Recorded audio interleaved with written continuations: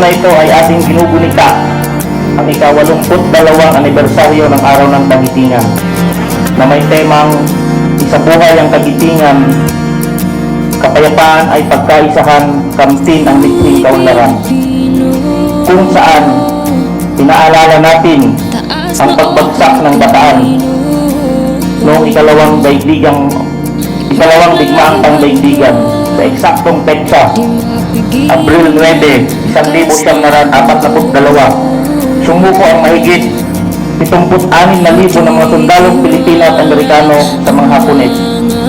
Sila ay sa pilitang pinaglakad ng humigit kumulang 140 kilometro mula Mariveles, Bataan papuntang Capas, Tarlac.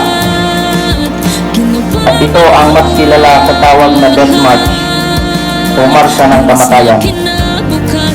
Kagibat ng pagunitan natin sa Araw ng Kagitingan ang ating pagpupugay sa mga veterano, sa ating mga sundalo, kapulisan, lahat ng uniformadong kawani ng gobyerno at sa bawat Pilipinong araw-araw na lumalaban sa sari-sariling laban sa buhay.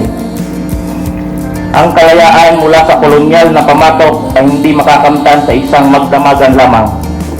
Ito'y naging posible dahil sa mga magigiting na Pilipino, matatapang at determinado nakipag-away para sa ating kasarinlan.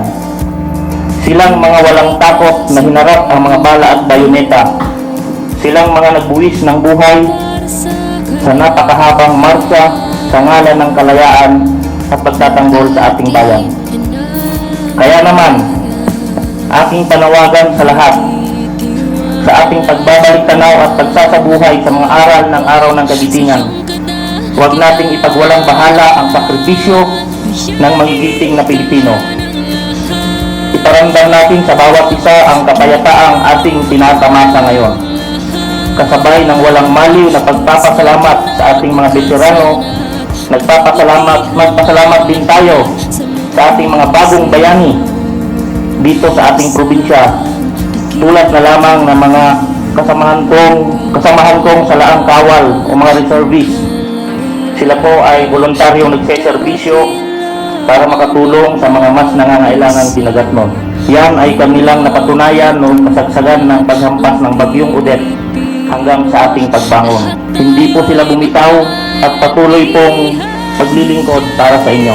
Sa mga guro, pulis, OFW, doktor, inhinyero, karpintero, magsasaka, mangingisda, tindera, driver at sa lahat ng kumakatawan ng bawat sektor ng ating lipunan. Kayo po ang mga makabagong bayani na nagmamalasakit sa bayan at tumitindig para sa lahat. Huwag po tayong sumuko sa mga hamon ng ating buhay. Salamat po sa inyong kanya-kanyang sakripisyo na naging ambag upang umulad ang probinsyang ito. Palakpakan po natin sila. Sa mga pinuno at lideres ng probinsya ng Dinagat Islands na walang kapagurang nagseserbisyo para makamit ang ating minimithing kaunlaran, saludo po kami sa inyong ipinakitang kagitingan upang matulungan ang ating mga kababayan. Palakpakan din po natin sila. May kanya-kanya po tayong sinumpaang tungkulin. Iba-iba po ang suot na uniforme, iba't ibang lahi ang ating pinanggalingan. Hindi po tayo pare-parehas ng estado sa buhay, pero meron po tayong pagkakahawi. Yun ay ang ating pagiging Pilipino. Huwag po sana nating sayangin ang buhay na kanilang ibinuwis para sa kapayapaan na ating tinatamasa ngayon.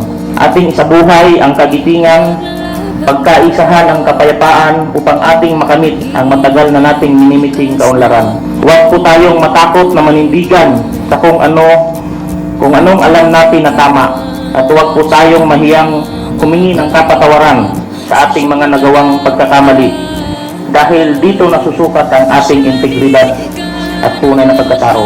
Tayo ay hawak-hawak kamay para sa bagong Dinagat Island. Para sa akin